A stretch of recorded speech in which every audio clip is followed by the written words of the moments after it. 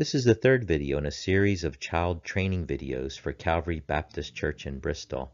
Thank you for your investment in our children and our youth. In this video, we want to talk about what to do if you do observe some sort of child abuse taking place. And we will also talk about some specific policies at Calvary Baptist. So first of all, how should we respond? Doing nothing is not an option. We want to be clear that in the state of Pennsylvania, if you witness something, then you are considered a mandatory reporter. In other words, you yourself have to report it. I want to encourage you to listen very carefully to the child. Take the child seriously in what they're saying. We can never promise to keep secrets with children. And when someone comes to you and says that, even another adult that says, I want to tell you something, but you can't tell someone, we need to say that I can't keep that promise if it's going to hurt you or someone else, or if it's illegal. I cannot keep that promise. Our job is not to investigate, but simply to be a witness and to be a reliable source of information. When you speak to the person who's reporting abuse, reassure them that this was the right thing for them to do. And we will keep it confidential. We will need to report it, but we will keep it confidential, and only those who need to know will find out about this. I mentioned this in the first video, but I want to repeat it here, that we want to be very careful when making any accusation. Make sure that we have ample and clear evidence of abuse happening.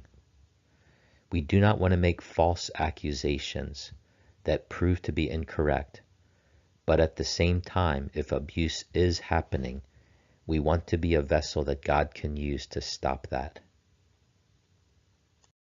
In the state of Pennsylvania, there is a term called mandatory reporter. And you can see here, there's some sort of legalese happening in the statement. This is a direct quote from the state of Pennsylvania as to who is a mandatory reporter. And you can see that a minister or a pastor is considered a mandatory reporter. But the state of Pennsylvania also goes on to explain that a mandatory reporter is not just the pastor. It's any individual, paid or unpaid, who on the basis of an individual's role as an integral part of a regularly scheduled program, activity, or service, is a person responsible for the child's welfare, or who has direct contact with children is a mandatory reporter. And I think that you understand who that is. That's you. You are a mandatory reporter. What that means is that if you witness any sort of abuse, then the state of Pennsylvania holds you responsible to directly report that. I'm going to show you in a minute how to do that.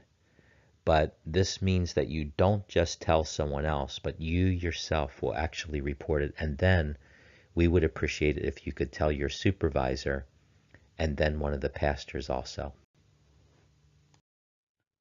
Now, when exactly would we report something? It's a little bit scary to think about, isn't it? But it's necessary for us to be prepared. It rarely happens, but we want to be ready. So when would you report something? You would report if you yourself witness someone being abused. Secondly, you would report something if a child comes to you and confesses that they are being abused.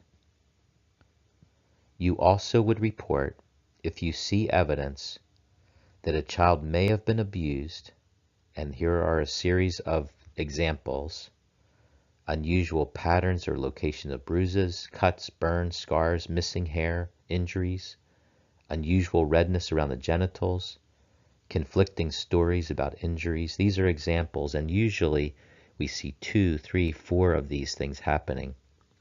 If you feel like this is clear evidence that someone is being abused, then you must report it. A fourth way that we would report is if you think someone is currently in danger of harm.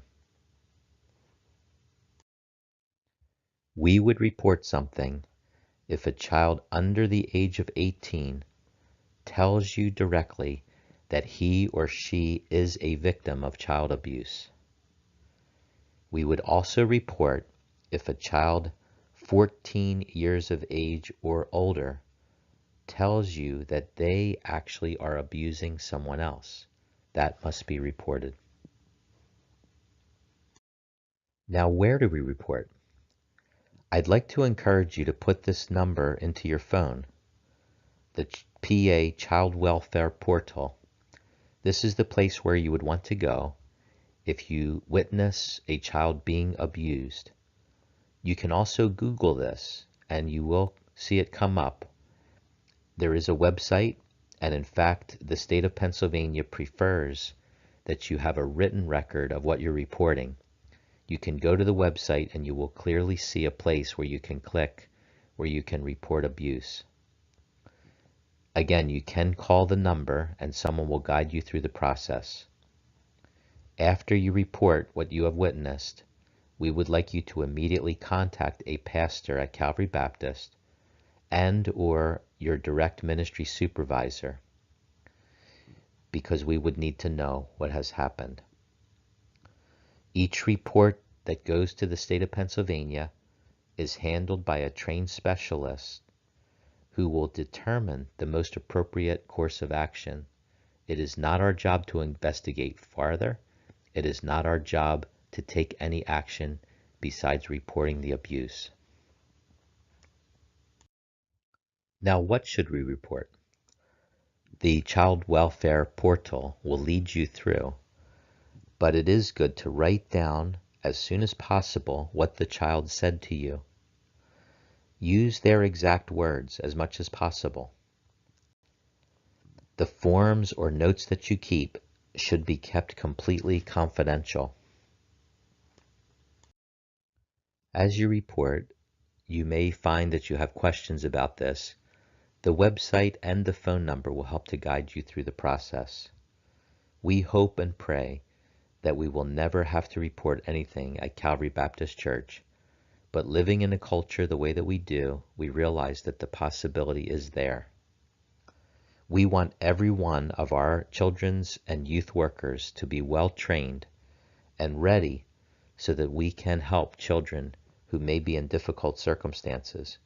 We also want to create an environment at the church and on all activities where children are safe and protected and supervised. So, as you know, every one of our children's workers goes through a process in order to be approved to work with children. First of all, everyone who works with children or teenagers in our church fills out an application which is available on our church website. The second thing that they will do is to fill out a PA State Police criminal history clearance, and then a child abuse history clearance. The links to these are on our church website. If someone in our church would like to work with children or teenagers and has not lived in the state of Pennsylvania for the last 10 years, they are required to show proof from their home state or through an FBI clearance.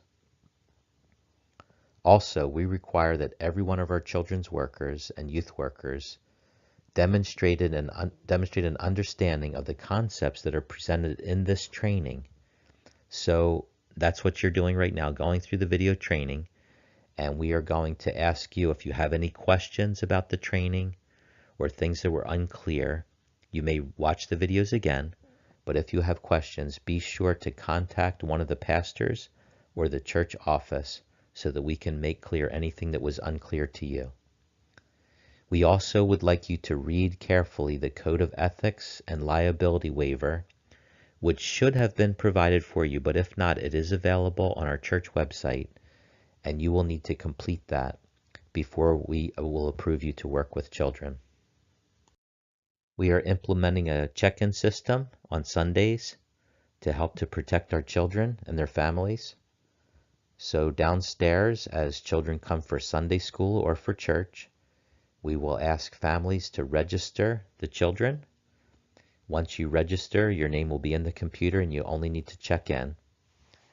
Parents will check in the children at the check-in station and then proceed to their class. As families check in, this printer will print 2 stickers. One will be placed on the child. It will have their name and a contact number for their parents. The parents will also receive one of the stickers, which they will use when they come to pick up their children.